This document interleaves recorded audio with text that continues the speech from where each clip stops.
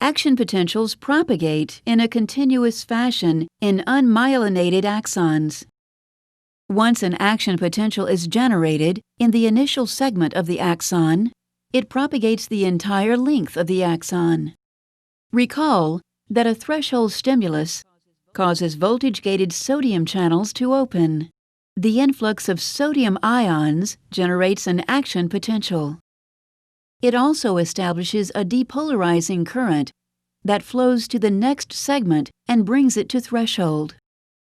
Voltage-gated sodium channels open, regenerating the action potential in this segment of the axon.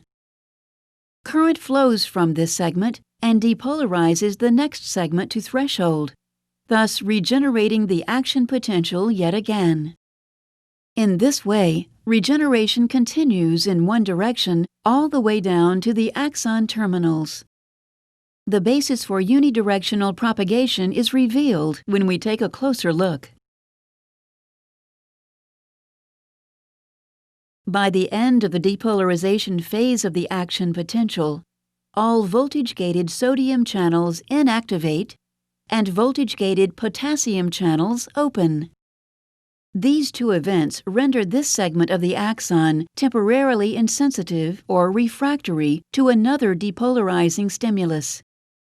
However, voltage-gated sodium channels in the downstream segment are closed and receptive to a depolarizing stimulus. Thus, propagation occurs sequentially down the axon to the axon terminals. In myelinated axons, action potential propagation is a bit different. Here they propagate in a saltatory or leaping fashion. The myelin sheath consists of multiple layers of tightly wrapped glial cell membrane. But this sheath is not a continuous one. Exposed areas of axonal membrane, known as nodes of Ranvier, occur at discrete intervals. Voltage-gated sodium channels are abundant in the nodes, but largely absent between nodes. So, action potentials are regenerated at each node, not in areas covered by the myelin sheath. However, the myelin sheath does provide the insulation necessary for the rapid spread of depolarizing current. And the sooner the nodes reach threshold, the faster action potentials propagate along the axon. Saltatory conduction is extremely fast. Velocities often exceed 100 meters per second. In contrast, continuous conduction is fairly slow.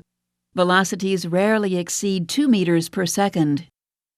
Nevertheless, both continuous and saltatory conduction propagate action potentials over varying distances because action potentials regenerate along the way.